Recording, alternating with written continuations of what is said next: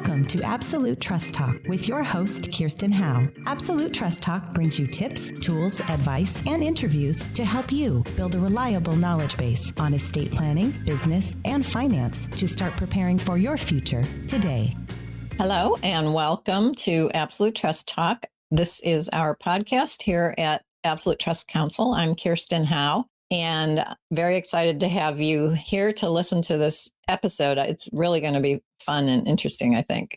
We've had an episode or two recently where we talked about issues relating to real estate in estate planning, especially focusing on the family home. It can be a challenging asset. Real estate can be a challenging asset to plan with, depending on what the clients want. But today, we're going to talk about real estate, but we're going to look at it from the perspective of administration. In other words, implementing the client's estate plan with respect to their real estate. And to help me out today are two very experienced, knowledgeable, and just plain wonderful people. And I'm going to introduce them now. First is Karen Fisher. Karen is the founder of Bishop Fiduciary Services Limited. She founded it in 2013 in order to provide trust and estate services to individuals and families, as well as a comprehensive suite of services that corporate trustees generally don't provide. And because many clients need additional services in order to continue living independently, or they need fiduciary services to protect them from others, Karen is able to offer both and a lot more. Before forming Bishop Fiduciary Services, she worked in the trust and estate services world at several different financial institutions, Citibank, Bank of the West, and Mechanics Bank, which is where she was working when I first met her. She has a very wide range of experiences in the trust and estates world, from ultra high net worth to special needs trusts, and she can do it all. And I've seen her do it all. Kathy Rodriguez is also a licensed professional fiduciary, and she currently acts as co-trustee with Karen. They both are with Bishop Fiduciary Services. Kathy works on many of the client accounts, including trusts and conservatorships. Kathy's also responsible for managing the fiduciary accounting schedule to make sure that they meet all their court deadlines and all the accountings get filed on time. She has extensive experience in the mortgage industry and also has a Juris Doctor degree from John F. Kennedy University. So she's a lawyer. And there she worked in both the elder law clinic and the family law clinic, helping seniors with their estate planning. So very pertinent, relevant experience to what she does right now. Karen and Kathy, thank you so much for being here. Thank you. Thank you, Kirsten, for having us. I'm really excited to be here and share as much as we can with everybody. That's great. Thank you, Kirsten. It's a pleasure to be here. Okay, so before we get started, I think it might be helpful to our audience to just remind people exactly what is a licensed professional fiduciary, since you both are such, and you have a very unique place in the estate planning and administration world. So Karen, you want to just go through the basics of what that means? Sure. Thank you, Kirsten. So I worked in the trust world, trust and estates with financial institutions, and I'm providing many of the same services as I did in financial institutions. However, when you work under an institution, you do not need to be licensed. But as soon as you go out on your own, whether you're creating an LLC or a corporation or working by yourself as a solo practitioner, once you have more than 3 cases, the state of California requires you to be licensed. And for myself, I was grandfathered in because I had so much experience that I was able to study for the exam and pass the exam to get my license.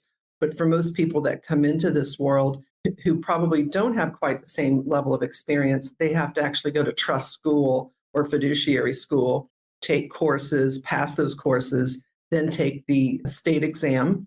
We're licensed, and then you get your license, and then you renew it annually. All of our cases that we have are actually recorded at the state. So the state is providing oversight to consumers to make sure that we're doing our job.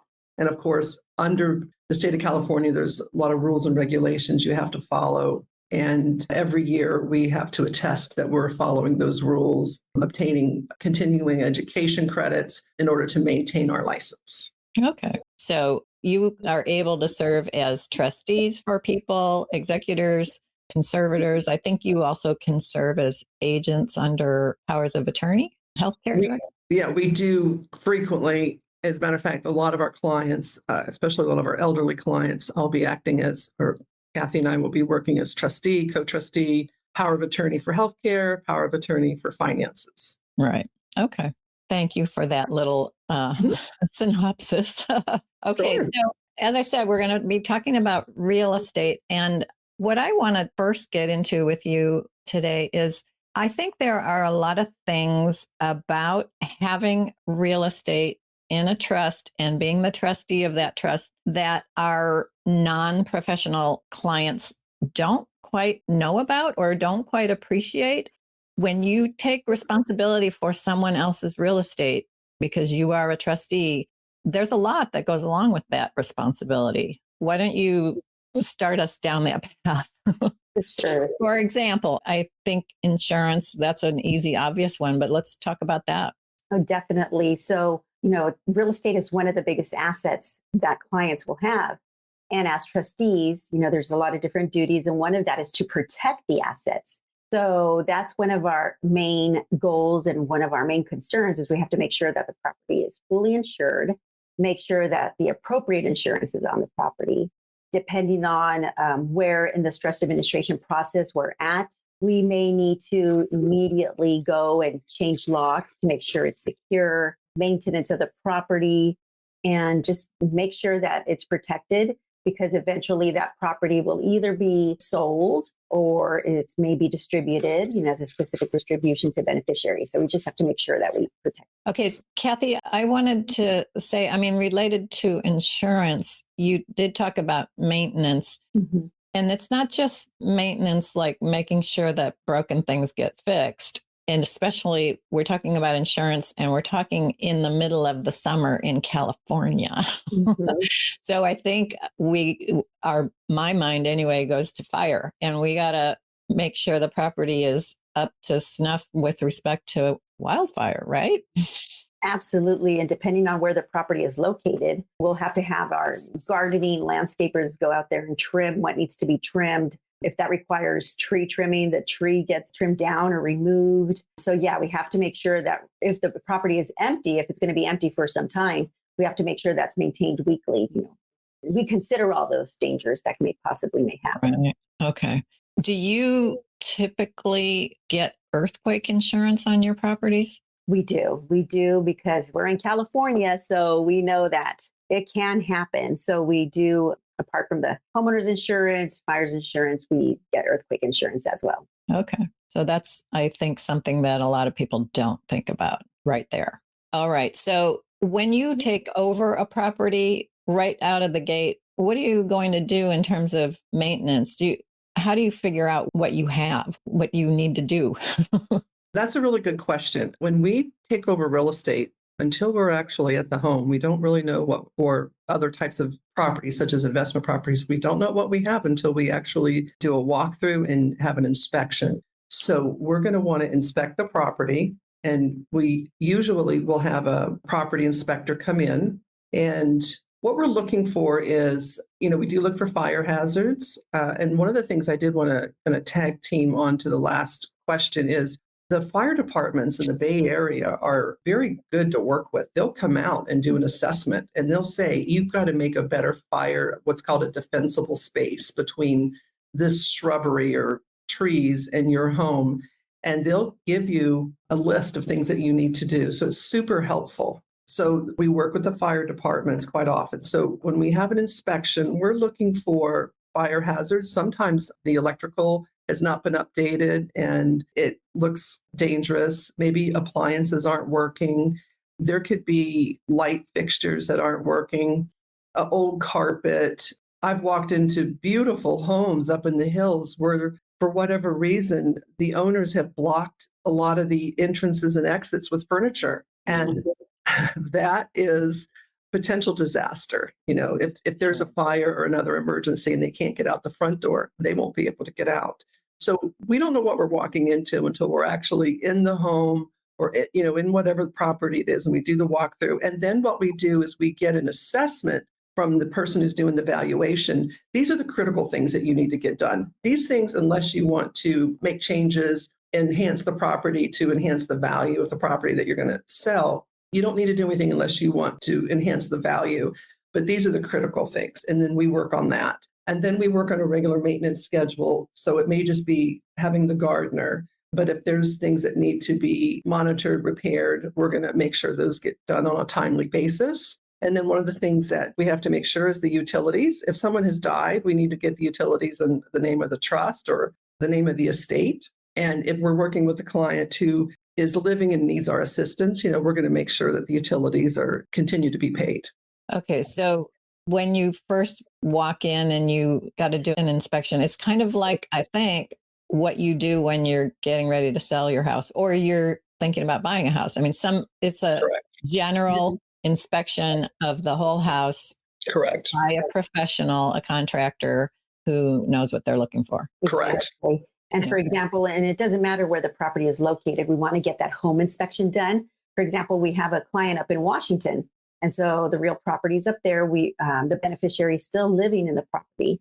So we went ahead and ordered an inspection, a home inspection, to find out, were there urgent needs that needed to be addressed for the safety, of the beneficiary. And so we make sure that those repairs are taken care of. So the home inspection is really important, whether you're selling the property or not. Right. Okay. And so when you have a living, either a grantor or a beneficiary, a person actually living in a property that you are now responsible for, what other kind of things you mentioned, making sure that we don't have furniture blocking exits, but what other kind of things are you looking for, especially with an elderly inhabitant? Good question. We want to make sure that the home is safe and livable for that person. We're looking for trip hazards. Sometimes it's old carpeting or uneven floor surfaces. Even when you're walking out the back door, sometimes you go down the steps and then the sidewalk is uneven or there's a shrubbery overgrowth. And that's preventing the senior, the client, from being able to just walk out freely and safely. Yeah.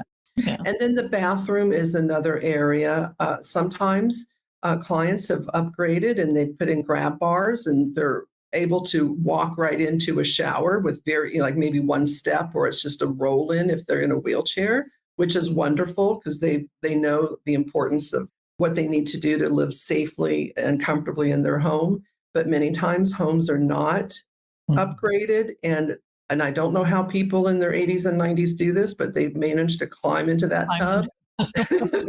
No, I can't believe it, but we want to help make your life more safe and comfortable. So we're going to make those suggestions. Now, obviously, if the client has capacity and really wants to stay there, we're really going to stay in their home and we're really going to encourage them to upgrade. Or if it looks like their home is going to be expensive to upgrade and they don't have the funds, we want to have that talk very gently about moving into a safer place for them. Yeah. Maybe you shouldn't be living here, really. Yes. Yeah. Mm-hmm. Mm-hmm. Yeah. So, I mean, these are things that you really need to take care of because as the legal owner of this property, it is your responsibility to maintain it. And if somebody gets injured, it's on you if somebody gets injured. And I think a lot of our, I'm just going to call them family member trustees, don't appreciate that. So that is correct. Yeah. Say that too. That's one of the differences between a licensed fiduciary and a family member. Not all family members, of course. Maybe there's some that do think about those things, but because we're licensed fiduciaries held to a very high standard, we already have that in our mind. So we know that once there's a real property involved, we're thinking security, safety, Right. And what about, okay, so we've been talking just recently about we've got someone living in the home, but sometimes you're taking custody of a property where nobody's living because the person who was living there has died. What are you looking for there? What are you concerned about there? And what do you do about those concerns? Very good question. We have several homes right now that were in trust administration. The client has passed away. No one's living there.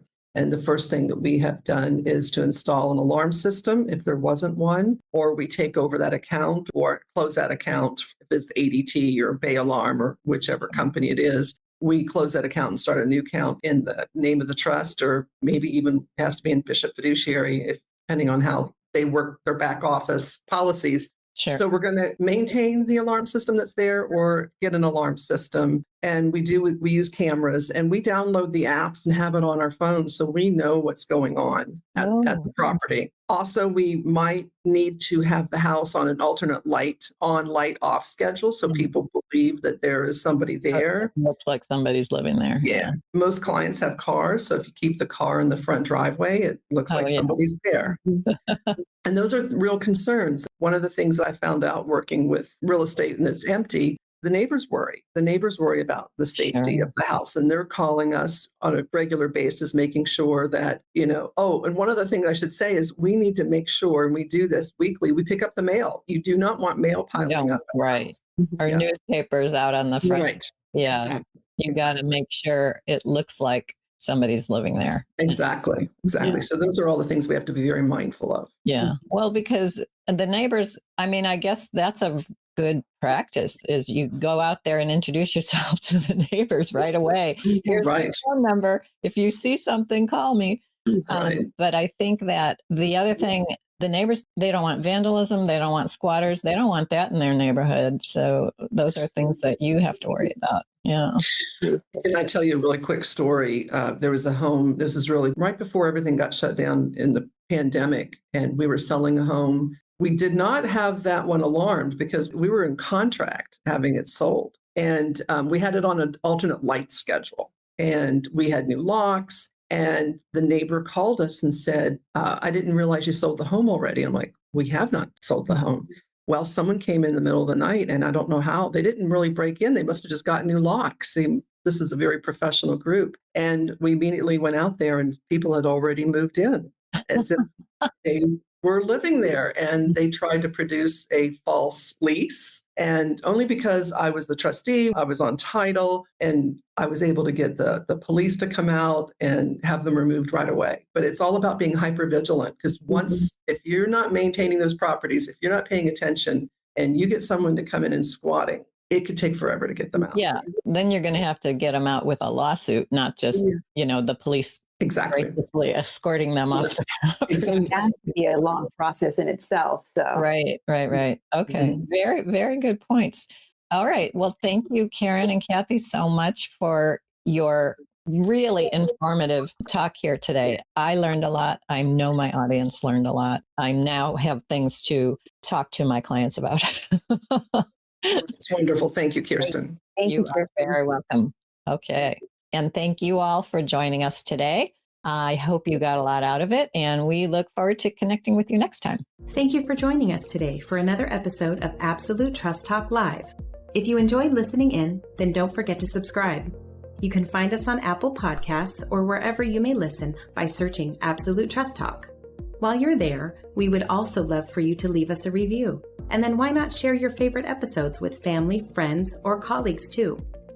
You can find all of our shows and corresponding show notes by visiting absolutetrustcouncil.com. You'll also find a variety of other free resources, including our ebooks, videos, blogs, presentations, and more. If you need help with your estate planning or administration, we also offer a free discovery call to help get the process started.